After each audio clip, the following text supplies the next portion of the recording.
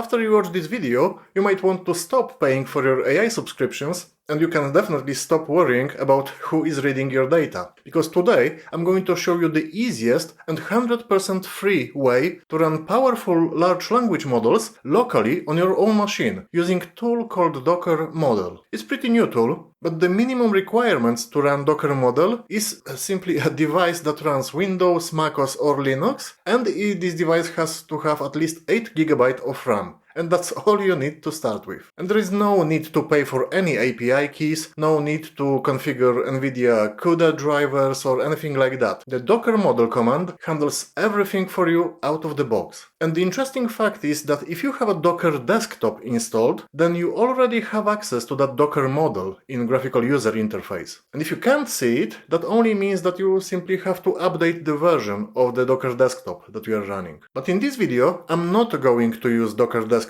approach. I will show you how to run Docker model using a simple Docker Compose file, and we will package it nicely with ChatGPT-like user interface, where you can ask your questions, you can see some history of your conversations, etc. It's just like you do when using ChatGPT or other popular LLM models. And the best thing, note that once you download the LLM model that you want to use, or LLM models, because you can have multiple of them, then you can completely remove internet access from that device. And you can use all those LLMs completely offline, because everything you need will be already on your device. And I will show you later on what I mean. And this way, you can be 100% sure that whatever you use this artificial intelligence for, this will stay locally on your device and it will be not shared with anybody else. So let's start from the very beginning, maybe.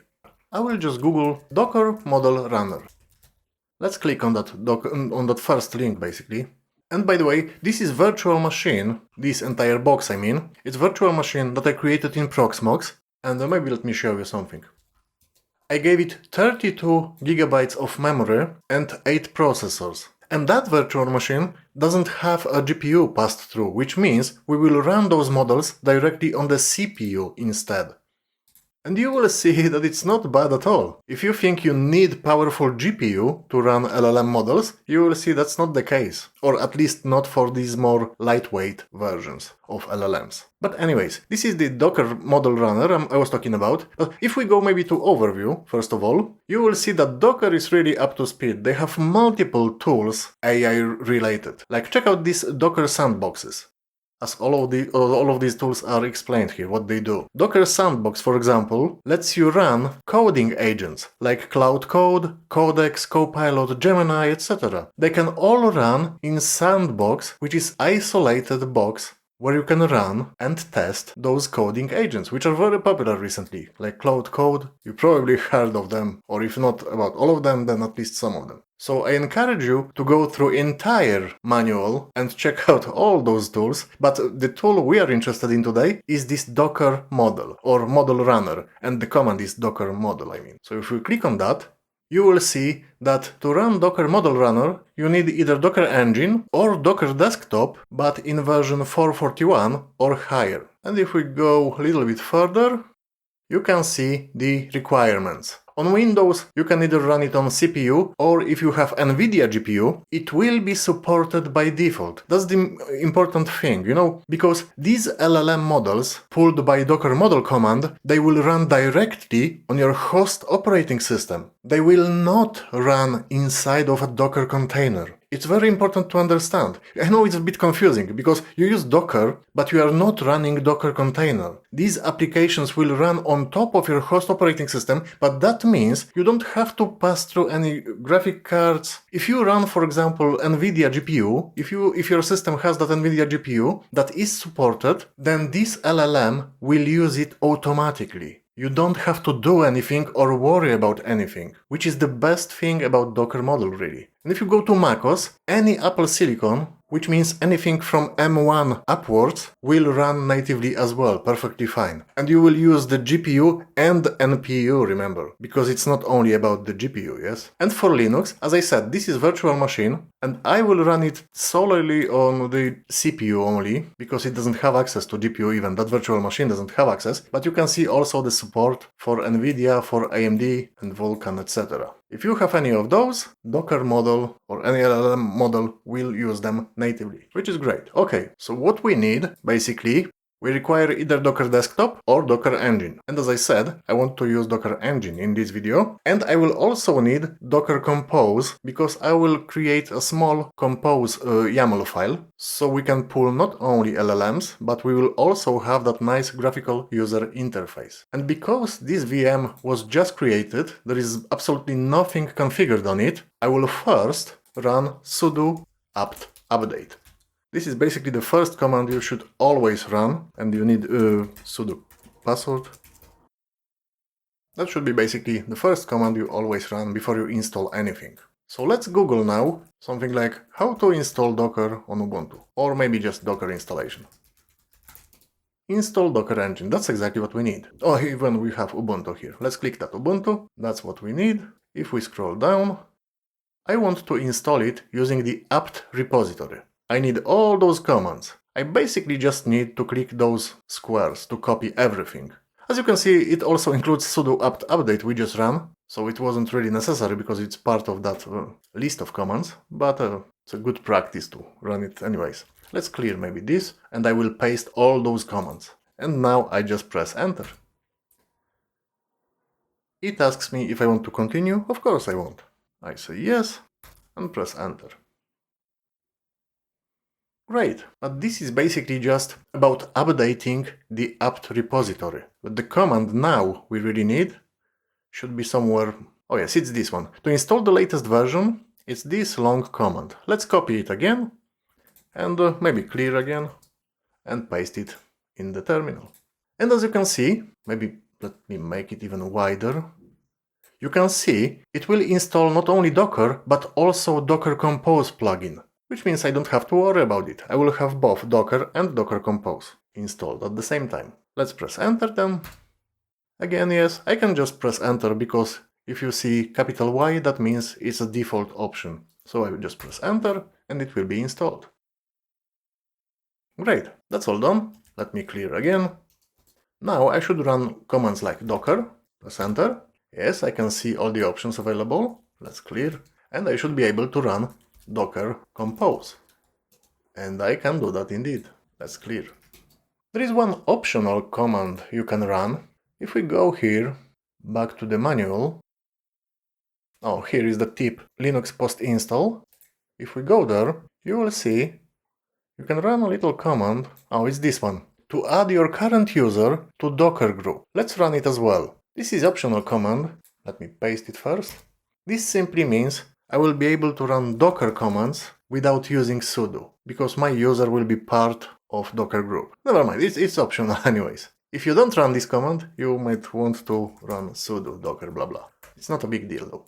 Now that's all we need really from here, and now we can focus on that Docker model runner.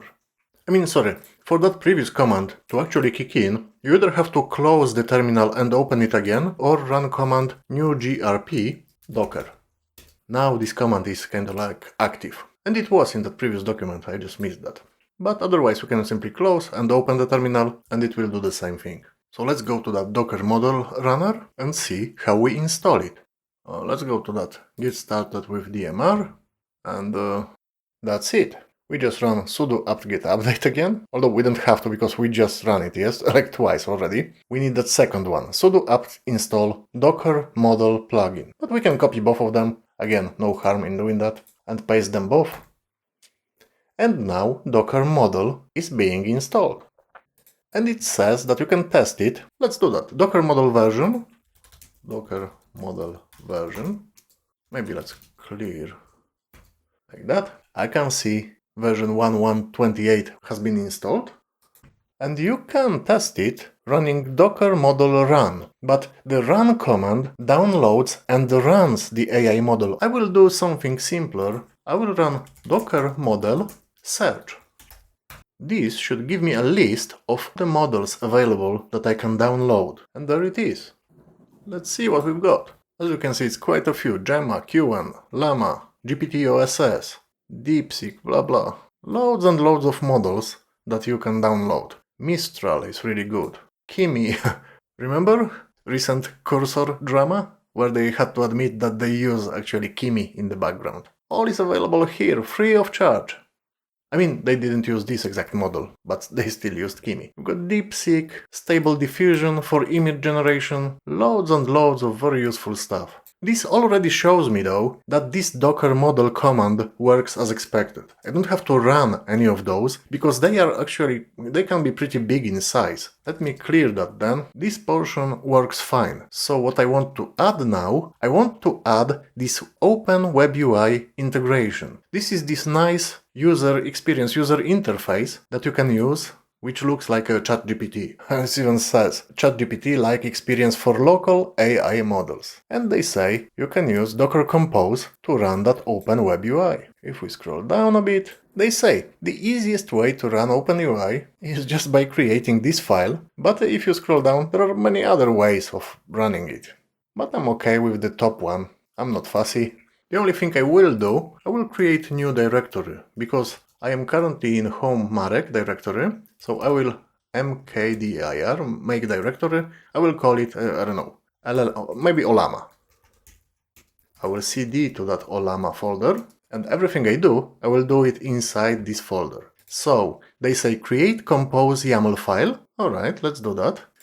I will just copy it, I say nano compose YAML, enter, yes, and I copy everything here, all that code, and I paste it in my terminal.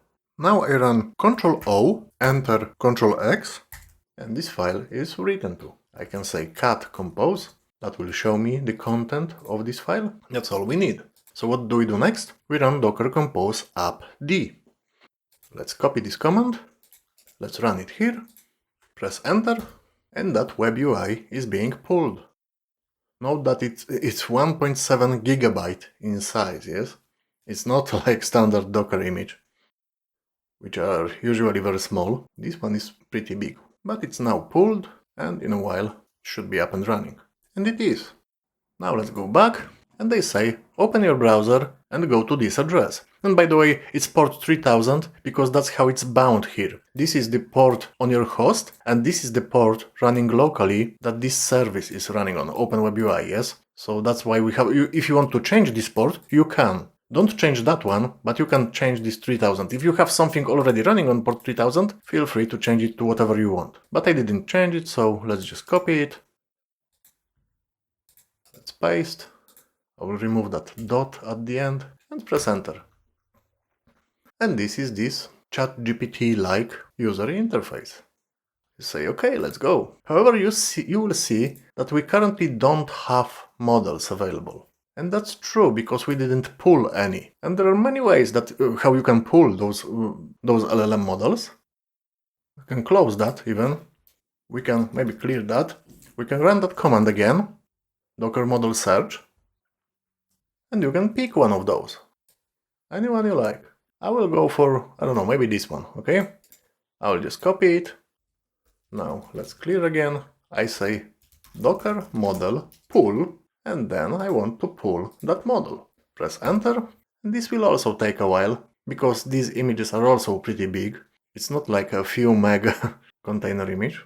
You can see the first bit is 2 gig in size, first layer. But it's fine. That's why I gave it 60 gigabytes of SSD volume, because they can be pretty big. And regarding 32 gigabytes of RAM, yes, I gave it 32 just because I can, but you will see that it will eat all the RAM available anyways. Doesn't matter which model you run, even small one. You will still see the RAM utilization will be pretty high. So the more you can actually allocate, or the more your system has available, the better for the LLM. Alright, so if we go back, I shouldn't actually close it, but you can see now you've got model available, and it's already open. Llama 3.2 latest. It pulled the latest tag, and you can see it's chosen by default as well. But you can also go to user admin panel settings, and then you can go to models. You can also use this window to manage your models. You can delete a model, you can pull a model, you can access all the available models here as well. This will give you more information about each model, and you will see how popular they are. You can see there are many models and many versions of those models, on how many parameters they were configured to learn on, yes? like QN starts from half a billion parameter up to 110 billion parameters. This one I will not be able to run even on my machine, and you shouldn't exceed, like for me, I've got 32 gig of RAM. I wouldn't run this one either, 32B. I would go for 14B max, because that also depends if you run it on your graphic card or on your CPU. But now I've got one already, yes? So I can run a new chat, and let's ask it anything, I don't know. What is a Terraform? Let's press enter, and I'm not trying to speed up or anything. It runs exactly, it takes what it takes, you will see. Yeah, it starts generating the tokens. Look at that, it's pretty fast, isn't it? Remember that I don't run it on the GPU. I run it only on my CPU. And it's not slow at all. This, if you choose correct model, like these 32 billion parameters, this run perfectly fine. Okay, I can see it tries to create an essay or something, but I will show you something else. As I said, currently we can ping, for example, 8888, which means now we have access to the internet, because that's how we pulled our large language model. However, I can go... Did it finish or still running? Yeah, it's finished. But now I can go to settings, I can go to network, and I can just disable it. Oh, I realized this is RDP, so I will get disconnected. Yeah, I can't run anything, but it's not a big deal. I can simply switch to Proxmox and I can still see it directly in Proxmox in console. Even though now, if I run that same command again, I can see network is unreachable because I just disconnected it from the network. And by the way, if you go to summary, you should see, look at that. It's now, we run basically entire 32 gigabytes, and you can see the spikes of the CPU. These models basically will utilize all you have, you will see. Everything is consumed, 99.98 of memory utilization. But if we go to console, and yes, I can't reach the internet, but I can still ask questions like, so what is Ansible maybe? And this LLM should work perfectly fine. Oh, look at that! It's even faster now without internet. It answers immediately. Yeah, that's great.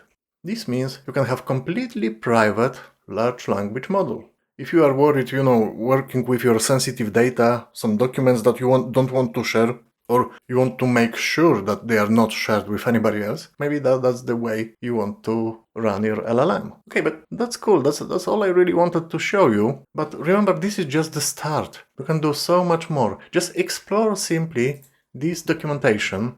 Go through it because it's many, like MCP catalog. Oh, okay, I am disconnected from the internet, yes? But just go through that document and learn more. Every person will have slightly different requirements, so there is no point for me to try and cover every single use case, but this is very, very useful in my opinion. So thank you for watching, and I hope this helps. See you next time.